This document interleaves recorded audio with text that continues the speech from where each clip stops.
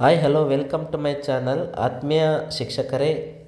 ಈ ವಿಡಿಯೋದಲ್ಲಿ ನಾನು ನಿಮಗೆ ಯಾವ ರೀತಿ ಈ ಒಂದು ಫೋಟೋವನ್ನು ನಾವು ಅದನ್ನು JPG ಫಾರ್ಮೆಟಲ್ಲಿ ಮತ್ತು 500 KB ಒಳಗಡೆ ಆ ಒಂದು ಫೋಟೋ ಇರುವ ರೀತಿಯಲ್ಲಿ ಯಾವ ರೀತಿ ಸೆಟ್ ಮಾಡ್ಕೊಳ್ಬೇಕು ಮತ್ತು ಫೋಟೋವನ್ನು ಯಾವ ರೀತಿ ನಾವು PDF ಮಾಡ್ಕೊಳ್ಬೇಕು ಅನ್ನೋದನ್ನು ನಾನು ಈ ವಿಡಿಯೋದಲ್ಲಿ ನಿಮಗೆ ಸಂಪೂರ್ಣವಾಗಿ ತಿಳಿಸ್ಕೊಡ್ತೀನಿ. ಸೊ ಅದಕ್ಕೂ ಮುಂಚೆ ಇನ್ನೂ ಯಾರು ನನ್ನ ಚಾನಲ್ಗೆ ಸಬ್ಸ್ಕ್ರೈಬ್ ಆಗಿಲ್ಲ ಅವರು ಈಗಲೇ ಸಬ್ಸ್ಕ್ರೈಬ್ ಹಾಕಿ ಪಕ್ಕದಲ್ಲಿ ಕಾಣುವ ಬೆಲ್ ಐಕಾನನ್ನು ಕ್ಲಿಕ್ ಮಾಡಿ ನಾನು ಹಾಕುವ ಎಲ್ಲ ವಿಡಿಯೋಗಳು ಕೂಡ ನಿಮಗೆ ಬರುತ್ತೆ ಅಂತ ಹೇಳ್ತಾ ಈಗ ವಿಡಿಯೋನ ಪ್ರಾರಂಭ ಮಾಡೋಣ ಬನ್ನಿ. ಆತ್ಮೀಯ ಶಿಕ್ಷಕರೇ, ನೋಡಿ, ಈಗ ಒಂದು ಫೋಟೋವನ್ನು ನಾನು ಓಪನ್ ಮಾಡ್ತೀನಿ. ಸೊ ಈ ಫೋಟೋ ಕಾಣ್ತಾ ಇದೆ ನೋಡಿ ನಿಮಗೆ. ಸೊ ಗ್ಯಾಲರಿನಲ್ಲಿ ಹೋಗಿ ನಾನು ಈ ಫೋಟೋವನ್ನು ಕ್ಲಿಕ್ ಮಾಡಿದ್ದೇನೆ. ಸೊ ಈ ಫೋಟೋವನ್ನು ಕ್ಲಿಕ್ ಮಾಡಿದ ನಂತರ ಇಲ್ಲಿ ನೋಡಿ, ಇದು ಎಷ್ಟು MB ಒಳಗೊಂಡಿದೆ ಅಥವಾ ಎಷ್ಟು ಒಂದು ಮೆಮೊರಿಯನ್ನು ಹೊಂದಿದೆ ಅಂತ ನಾವು ಚೆಕ್ ಮಾಡ್ಕೊಳ್ಬೇಕು ಫಸ್ಟಿಗೆ. ಈಗ ಅದೇ ರೀತಿ ಯಾವ ಫಾರ್ಮೆಟಲ್ಲಿದೆ ಅಂತ ನಮಗೆ ಗೊತ್ತಾಗುತ್ತೆ. ಅದು 3 ಡಾಟ್ಸ್ ಇದೆ, ಅದನ್ನು ಕ್ಲಿಕ್ ಮಾಡಿದ್ರೆ ಈ ರೀತಿ ಓಪನ್ ಆಗುತ್ತೆ. ಅದರಲ್ಲಿ ಡೀಟೇಲ್ಸ್ ಅಂತ ಇದೆ ನೋಡಿ. ಆ ಡೀಟೇಲ್ಸನ್ನು ಕ್ಲಿಕ್ ಮಾಡಿದ್ರೆ ಈ ರೀತಿ ಬರುತ್ತೆ ನೋಡ್ರಿ ಇಮೇಜು 2ನೇ ಕಾಲಮಲ್ಲಿ. ಸೊ ಇಮೇಜ್ ಯಾವ ರೀತಿ ಇದೆ, JPG ಫಾರ್ಮೆಟಲ್ಲಿದೆ ನೋಡಿ. JPG ಅಂತ ಇದೆ ನೋಡಿ. ಅದೆಷ್ಟಿದೆ ಅಂದರೆ 1.52 MB, ಅಂದರೆ ಹೆಚ್ಚು ಕಮ್ಮಿ 1.5 MB ಆ ಒಂದು ಸಾಮರ್ಥ್ಯವನ್ನು ಹೊಂದಿದೆ. ಅಂದರೆ ಅಷ್ಟು ಮೆಮೊರಿಯನ್ನು ಒಳಗೊಂಡಿದೆ ಈ ಫೋಟೋ. ಸೊ ಇದನ್ನು ನಾವೇನು ಮಾಡಬೇಕು ಅಂದರೆ 500 KB ಒಳಗಡೆ ನಾವು ಸೆಟ್ ಮಾಡ್ಕೊಳ್ಬೇಕು. ಸೊ ಅದನ್ನು ಯಾವ ರೀತಿ ಮಾಡ್ಕೊಳ್ಳೋದು ಅಂದರೆ, ಸೊ ನಾವು SDMC ಒಂದು ಸಭೆ ನಡೆಸಿದಂಥ ಫೋಟೋಗಳು 500 KB ಒಳಗಡೆ ಇರಬೇಕಾಗುತ್ತೆ. ನಾವು ಅಪ್ಲೋಡ್ ಮಾಡಬೇಕಾದ್ರೆ JPG ಫಾರ್ಮೆಟಲ್ಲಿ ಇರಬೇಕಾಗುತ್ತೆ ಈ ಭಾವಚಿತ್ರಗಳು.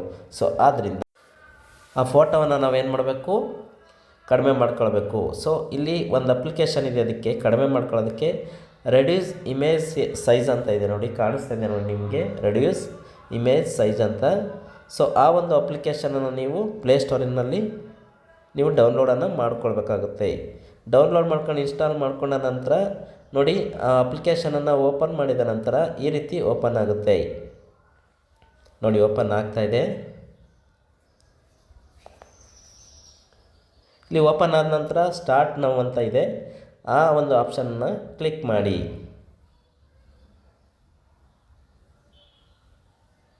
ಅದು ಕ್ಲಿಕ್ ಮಾಡಿದ ನಂತರ ನೋಡಿ ಸಿಂಗಲ್ ಫೋಟೋ ಅಂತ ಆಪ್ಷನ್ ಬರುತ್ತೆ, ಅಲ್ಲಿ ಕ್ಲಿಕ್ ಮಾಡಿ.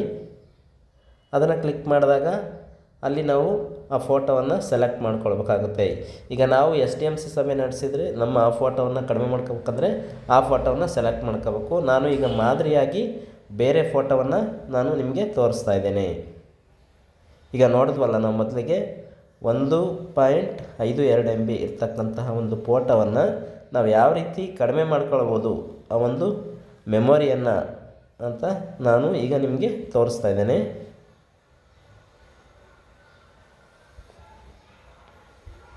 ನೋಡಿ, ಇದು 1.4 MB ಇದೆ. ಸೊ ಇದನ್ನು ನಾವೇನು ಮಾಡಬೇಕು ಅಂದರೆ ಅದನ್ನು ಕಡಿಮೆ ಮಾಡ್ಕೊಳ್ಬೇಕು. ಕಡಿಮೆ ಮಾಡ್ಕೊಳ್ಬೇಕಂದ್ರೆ ನೋಡಿ, ಅಲ್ಲಿ ನೋಡಿ, ಅದು ಕ್ಲಿಕ್ ಮಾಡಿದಾಗ ಅಲ್ಲಿ ಈ ರೀತಿ ಬರುತ್ತೆ, ಸೆಲೆಕ್ಟ್ ಇಮೇಜ್ ಕ್ವಾಲಿಟಿ ಅಂತ ಬರುತ್ತೆ. ಅದನ್ನು ನಾವು ಕಡಿಮೆ ಮಾಡಬೇಕಾಗುತ್ತೆ. ಅದನ್ನು ನಾವು ಕಡಿಮೆ ಮಾಡಿದಾಗ ಅದು ಮೆಮೊರಿ ಕಡಿಮೆ ಆಗುತ್ತೆ. ನೋಡಿ ಎಷ್ಟಾಗುತ್ತೆ ಅಂತ ನೋಡಿ, 1.4 MB ಇರ್ತಕ್ಕಂಥದ್ದು ಇಲ್ಲಿ 38.4 KB ಆಗಿದೆ. ಸೊ ಈ ರೀತಿ ಕನ್ವರ್ಟ್ ಆದಮೇಲೆ ನಾವಿಲ್ಲಿ ಮೋರ್ ಅಂತ ಆಪ್ಷನ್ ಇದೆ ನೋಡಿ, ಇಲ್ಲಿ 3 ಡಾಟ್ಸ್ ಇದೆ, ಅದನ್ನು ಕ್ಲಿಕ್ ಮಾಡಬೇಕಾಗುತ್ತೆ. ನಾವು ಅದನ್ನು ಸೇವ್ ಮಾಡಬೇಕು. ಸೊ ಆದ್ದರಿಂದ ಅದನ್ನು ನಾವು ಕ್ಲಿಕ್ ಮಾಡಬೇಕಾಗುತ್ತೆ. ಅದನ್ನು ಕ್ಲಿಕ್ ಮಾಡಿದಾಗ ನಮಗೆ ಈ ರೀತಿ ಬರುತ್ತೆ. ನಾವು ವಾಟ್ಸಪ್ಪಲ್ಲಾದರೂ ಮಾಡ್ಬೋದು ಅಥವಾ ಕಾಪಿ ಟು ಫೈಲಲ್ಲಾದರೂ ಹಾಕ್ಕೋಬೋದು. ನಾವು ಫೈಲಲ್ಲಿ ಹಾಕ್ಕೊಳ್ಳೋಣ, ಕಾಪಿ ಟು.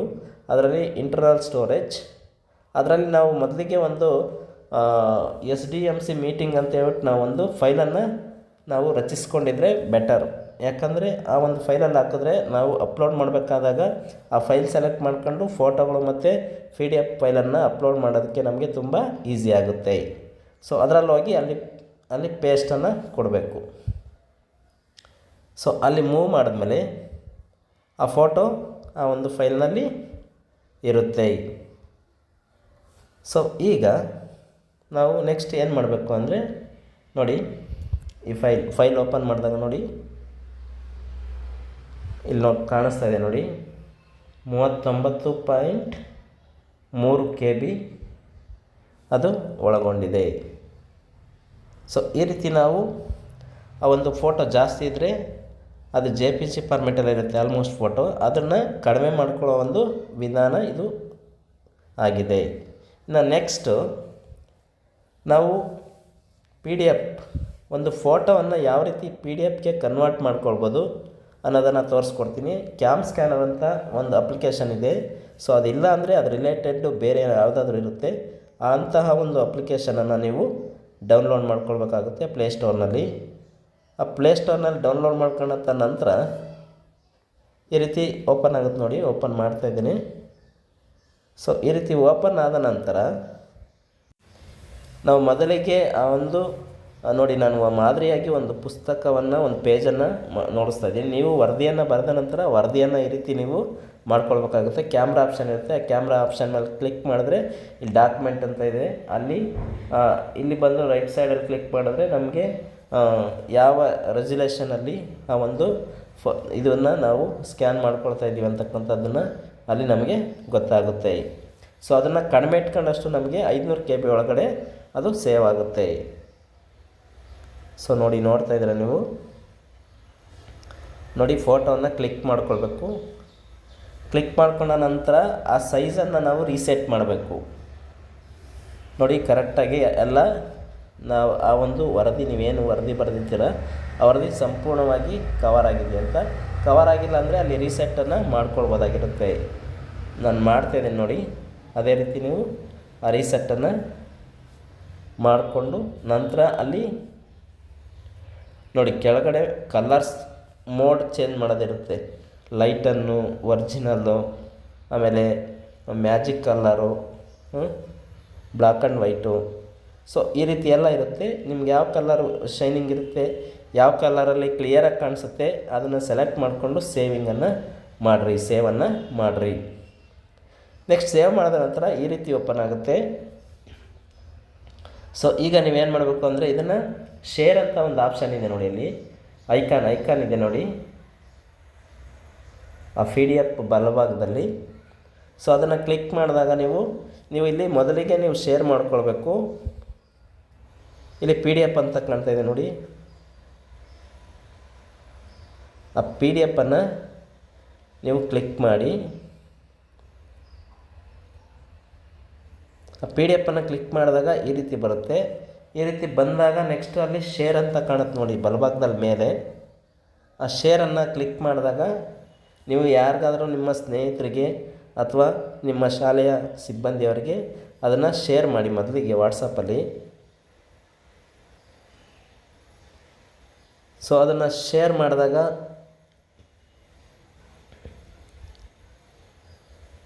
ನೋಡಿ ಅವರಿಗೆ ಈ ರೀತಿ PDF ಆಗಿ ಹೋಗುತ್ತೆ. ಆದರೆ ಇಲ್ಲಿ ರೆಸಲ್ಯೂಷನ್ ಜಾಸ್ತಿ ಇಟ್ಕೊಂಡಿರೋದ್ರಿಂದ ಇಲ್ಲಿ ಇದೇನಾಗಿದೆ 663 KB ಆಗಿದೆ.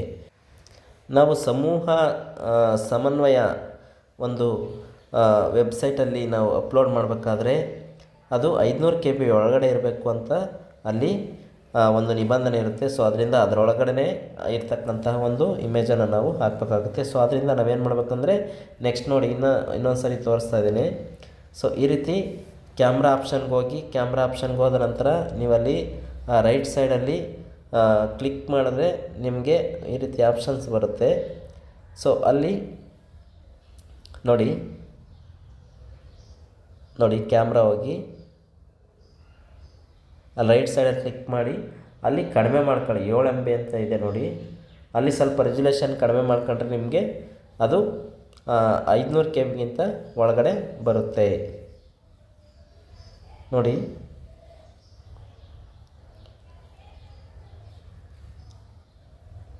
ಕ್ಯಾಪ್ಚರ್ ಆಗಿದೆ.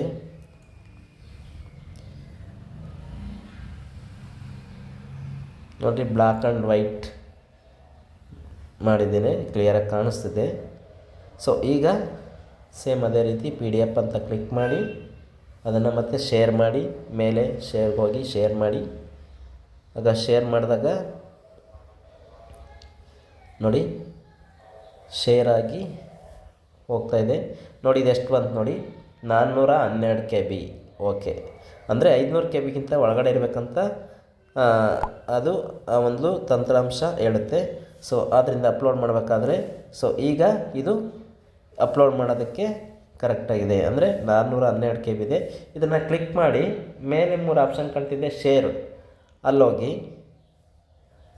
ನೀವು ಕಾಪಿ ಟು, ನೀವೇನು ಫೈಲ್ ಮಾಡ್ಕೊಂಡಿರ್ತೀರ ಫೈಲ್ ಮ್ಯಾನೇಜರಲ್ಲಿ, ಇಂಟರ್ನಲ್ ಸ್ಟೋರೇಜಲ್ಲಿ, ಅಲ್ಲಿ SDMC ಮೀಟಿಂಗ್ ಅಂತ ಒಂದು ಫೈಲನ್ನು ಕ್ರಿಯೇಟ್ ಮಾಡ್ಕೊಳ್ಳಿ.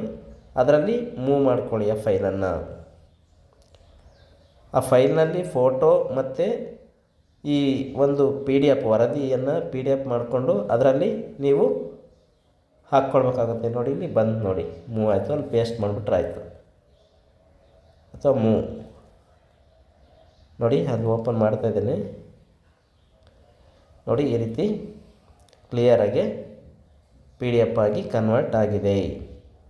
ಸೊ ಅಂಥ ಒಂದು ಈ ರೀತಿ ಫೈಲ್ ಮತ್ತು ಫೋಟೋವನ್ನು ಫೈಲ್ಗೆ ಹಾಕ್ಕೊಂಡು ನೀವು ಒಂದು SDMC ತಂತ್ರಾಂಶದಲ್ಲಿ ಎಲ್ಲ ಮಾಹಿತಿಯನ್ನು ತುಂಬಿ ಕೊನೆಯಲ್ಲಿ ಫೋಟೋ ಮತ್ತು ಈ ಒಂದು PDF ವರದಿ ಅದನ್ನು ಸೆಲೆಕ್ಟ್ ಮಾಡಿಕೊಂಡು ಆ ಒಂದು ನಿಮಗೆ SDMC ಮೀಟಿಂಗ್ ಅಂತ ಏನು ಫೈಲ್ ಕ್ರಿಯೇಟ್ ಮಾಡ್ಕೊಂಡಿರ್ತೀರ ಅದರಲ್ಲಿ ಹೋಗಿ ಸೆಲೆಕ್ಟ್ ಮಾಡಿಬಿಟ್ಟು ಕೊನೆಯಲ್ಲಿ ಸಬ್ಮಿಟನ್ನು ಕೊಟ್ಟರೆ ನಿಮ್ಮ ಒಂದು ಕಾರ್ಯ ಯಶಸ್ವಿಯಾಗಿ ಆಗುತ್ತೆ.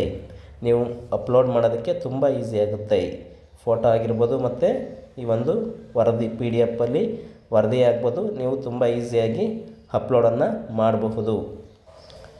ಆತ್ಮೀಯ ಶಿಕ್ಷಕರೇ, ಈ ಒಂದು ಮಾಹಿತಿ ನಿಮಗೆ ಈ ಒಂದು ಸಮೂಹ ಸಮನ್ವಯ ತಂತ್ರಾಂಶದಲ್ಲಿ SDMC ಮಾಹಿತಿಯನ್ನು ಭಾವಚಿತ್ರ ಮತ್ತು ವರದಿಯನ್ನು PDF ಮಾಡಿಕೊಂಡು ನೀವು ಅತಿ ಸುಲಭವಾಗಿ ಮಾಡೋದಕ್ಕೆ ಇದು ಅನುಕೂಲ ಆಗುತ್ತೆ ಅನ್ನೋದು ನನ್ನ ಭಾವನೆಯಾಗಿದೆ. ಸೊ ಇದೇ ರೀತಿಯ ಮಾಹಿತಿಗಾಗಿ ಇನ್ನೂ ಯಾರು ನನ್ನ ಚಾನಲ್ಗೆ ಸಬ್ಸ್ಕ್ರೈಬ್ ಆಗಿಲ್ಲ ಅವರು ಈಗಲೇ ಸಬ್ಸ್ಕ್ರೈಬ್ ಆಗಿ, ಹಾಗೆ ಪಕ್ಕದಲ್ಲಿ ಕಾಣುವ ಬೆಲ್ಲೈಕನನ್ನು ಕ್ಲಿಕ್ ಮಾಡಿ.